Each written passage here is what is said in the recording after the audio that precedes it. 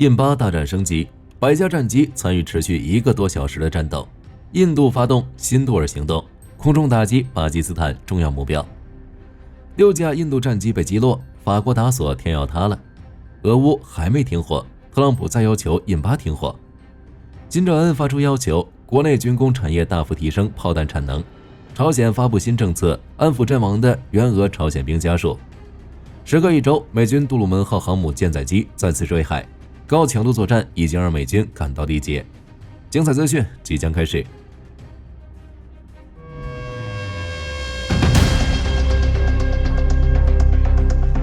2025年4月22日，一次袭击事件彻底引爆了南亚火药桶。印度率先发文称巴基斯坦支持了此次袭击，并在48小时内对巴基斯坦进行全方位资源限制，切断了水资源，导致巴基斯坦农业崩溃，电价直线飙升，由此爆发了20年来规模最大的冲突，双方进行了多轮交锋。外界表示，印度切断水资源在一定程度上直接推动了此次军事冲突。根据巴基斯坦三军新闻局5月7日报道，在印巴控制线上，两军已经开始交火，巴军发动了地面与空中作战行动。而在当天凌晨，印度武装部队发动了代号辛杜尔的军事行动，率先对巴基斯坦境内与控制区内的设施发动了导弹袭击。根据报道，当天印度空军出动战机向巴基斯坦境内发射导弹，对9个目标发动袭击。根据印度方面的说法，此次行动目标是3个武装组织有关的基础设施，分别是穆罕默德军、虔诚军以及伊斯兰圣战运动。其中遇袭的巴哈瓦尔布尔地区是穆罕默德军总部，距离边界约100公里。外界认为该地区是穆罕默德军的神经中枢，自2019年开始就一直处于印度的监视之中。另一个重点打击目标则是穆里德凯，距离印巴边境30公里，此地有虔诚军的相关设施。另外，在坦德哈尔地区的萨瓦伊营地同样是虔诚军的据点。根据消息人士透露，印度对外情报局在进行广泛监视后，确定了这些目标，并基于相关情报，通过精心协调的计划执行了袭击，成功打击了3个虔诚军目标、4个穆罕默德军目标以及2个伊斯兰圣战运动目标。印度国防部声明称，军事打击是在辛杜尔行动框架下进行的，印度武装部队的行动目标明确，经过慎重考量，却不具备升级性。显然，印度此次行动与2019年那次行动一样，是一场精心策划的袭击。一方面展示印度的强势，来平息国内的情绪；另一方面又不希望与巴基斯坦展开长期冲突。面对冲突的升级，巴基斯坦民航与安全部门发布紧急公告，宣布将暂时关闭航空，包括首都伊斯兰堡、拉哈尔以及卡拉奇等主要国际机场。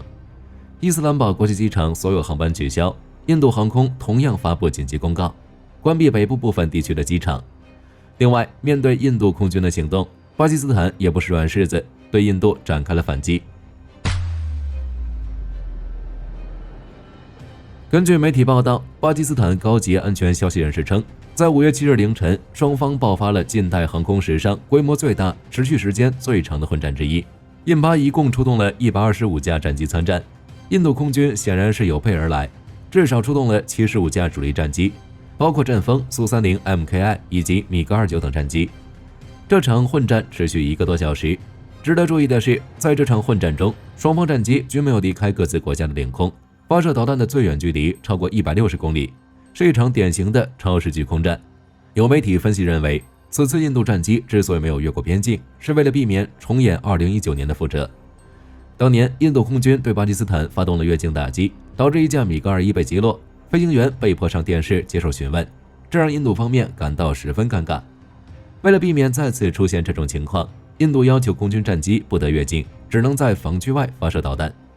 处于防守一方的巴基斯坦空军自然也没有理由主动入侵印度领空。然而，印度空军的谨慎战术却事与愿违，在这场混战中，巴基斯坦赢得了胜利。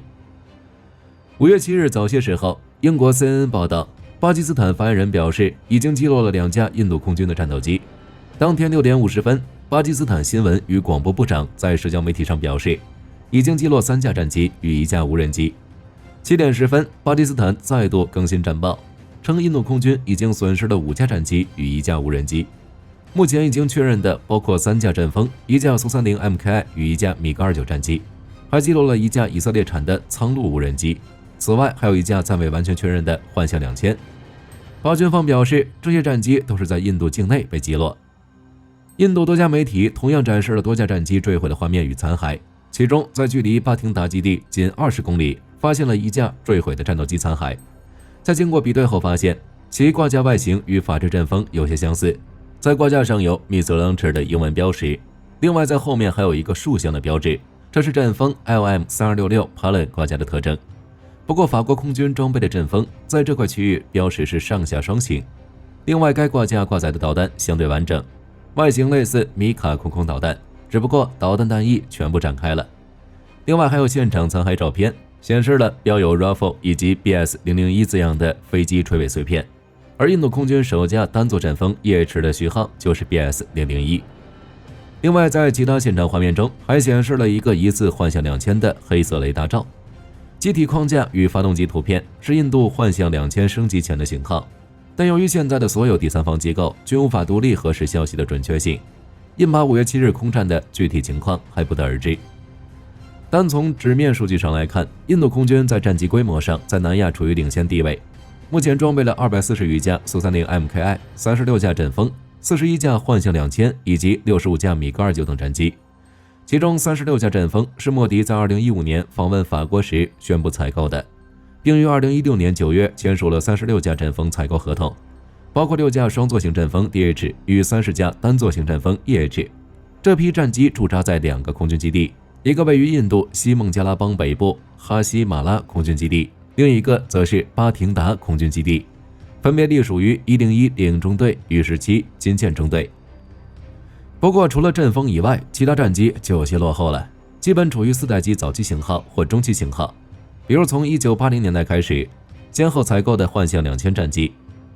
值得注意的是，印度空军在体系建立上一直进步缓慢，目前只有3架 A50 预警机、3架 EMB-145 预警机，没有其他更先进的预警和电子战飞机。卫星侦察、数据链以及远程空空导弹等领域都存在明显短板。相比之下，巴基斯坦空军虽然规模更小，但空军战术体系建立非常明确。在10年内，巴基斯坦在侦察、情报、预警以及后勤等方面都取得了不小的进步。在印巴冲突不断升级的背景下，特朗普站出来了。在5月6日，特朗普表示印巴冲突太遗憾了。5月7日，特朗普进一步表示愿意提供斡旋服务，但似乎并不热衷于介入，只对外表示美国与2个国家都有良好的关系，呼吁双方停止以牙还牙的报复行动，并表示愿意协助缓和印巴之间的紧张局势，承诺是自己能帮上什么一定会出手。在特朗普发言之后，白宫也对外表示，国务卿卢比奥已与印巴2国外长通话，鼓励双方进行对话，化解逐渐升高的军事冲突。自周二印度对巴基斯坦境内发动深入打击以来，这种联系仍在继续。特朗普此次表示，也是为了表明印度是美国的重要伙伴。至于巴基斯坦，虽然在2021年美国撤出阿富汗，巴基斯坦的重要性有所下降，但美国仍将其视为盟友。不过有分析认为，为了实现在乌俄冲突与加沙战场的外交目标，在印巴紧张局势初期，特朗普可能并不会直接介入，反而会让印巴先自行应对。长期否认参与战争的朝鲜，在上个月首次公开承认已经向俄罗斯派遣军队，协助俄军夺回去年因乌军突袭而失守的库尔斯克领土。俄罗斯方面同样对此予以确认。普京还发表声明，感谢朝鲜派兵参战，并承诺不会忘记朝鲜士兵的牺牲。分析人士表示，朝鲜公开承认参与战争，是为了向俄罗斯表明其坚定的支持态度，从而谋求2国更深远的战略伙伴关系。韩国国家情报院下属的国家安全战略研究院表示，朝鲜利用参与冲突的机会，为自己在国际舞台上争取更多利益。等到乌俄冲突结束之后，朝鲜可能还将通过这种正式参战的身份，在未来国际谈判中争取更多的谈判筹码。韩国国家情报院表示，朝鲜已经向俄罗斯提供了高达数十亿美元的军事装备，包括各类火炮系统、炮弹以及弹道导弹等。目前尚无迹象表明俄罗斯支持了现金报酬，所以韩国猜测俄罗斯可能会以其他形式进行补偿。比如提供防空系统、电子战设备、无人机以及卫星发射技术等。根据韩国国家情报院的最新评估，朝鲜已经向俄罗斯派遣了15000名士兵，其中5000人已经在与乌军作战中阵亡或受伤。有消息显示，朝鲜正在采取新的措施，安抚那些在战争中失去亲人的家庭。根据报道，朝鲜计划允许阵亡士兵的家属迁入平壤居住，并在平壤为阵亡士兵修建纪念碑。这种举动被视为朝鲜对这些家属的一种特殊优待，从而平息国内潜在的不满情绪。要知道，对于朝鲜来说，平壤是这个国家的象征，只有所谓的朝鲜精英才能获得居住或进入这座城市。这些阵亡士兵家属将被安排在平壤新开发的松新和花城郊区。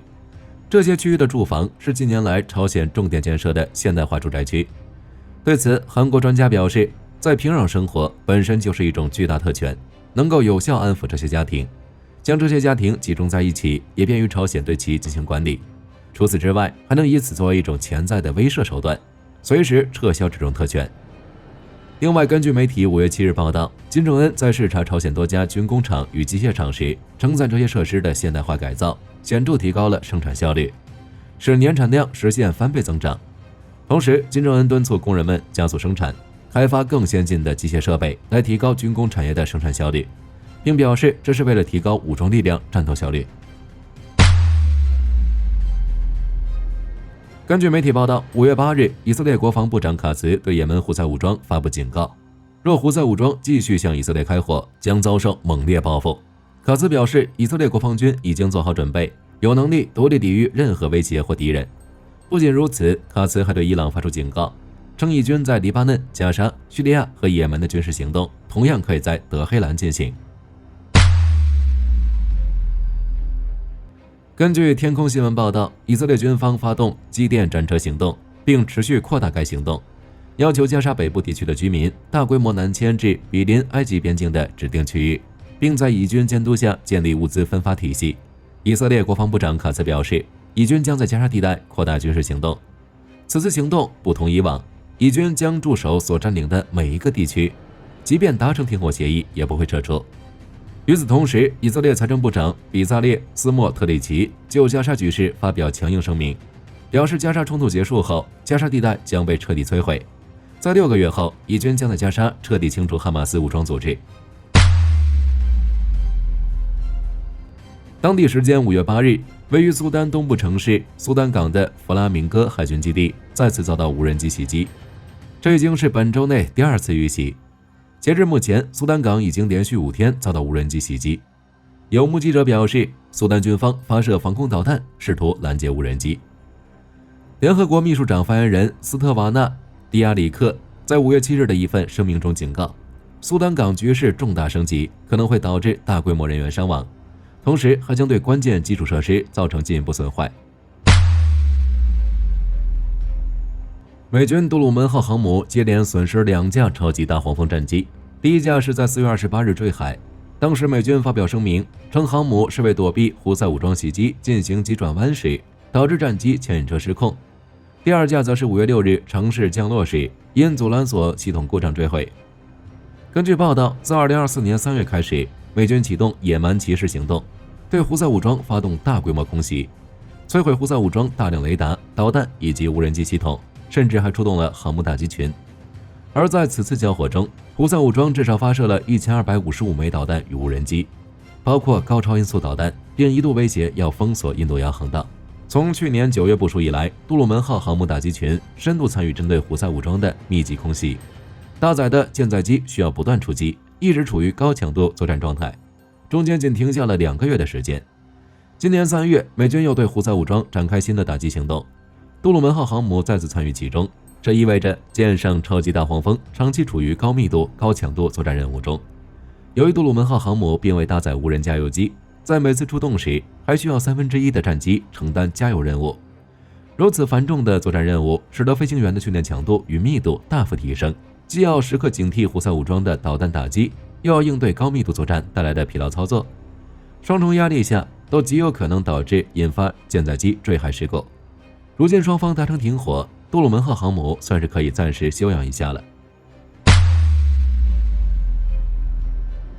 当地时间5月7日，叙利亚政权领导人沙拉表示，叙利亚方面已经与以色列进行了间接会谈，以平息当前局势。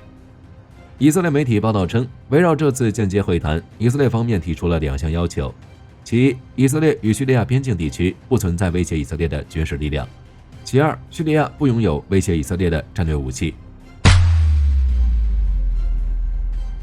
根据美国国防日报报道，美国能源部国家核安全管理局代理局长特蕾莎·罗宾斯在5月7日的听证会上披露，计划于5月晚些时候批量生产的 B6113 核弹，相比原计划提前了1年。B61系列核弹是美国空军现役的一种无动力核炸弹，自1968年投入使用以来，已经在美军服役近60年。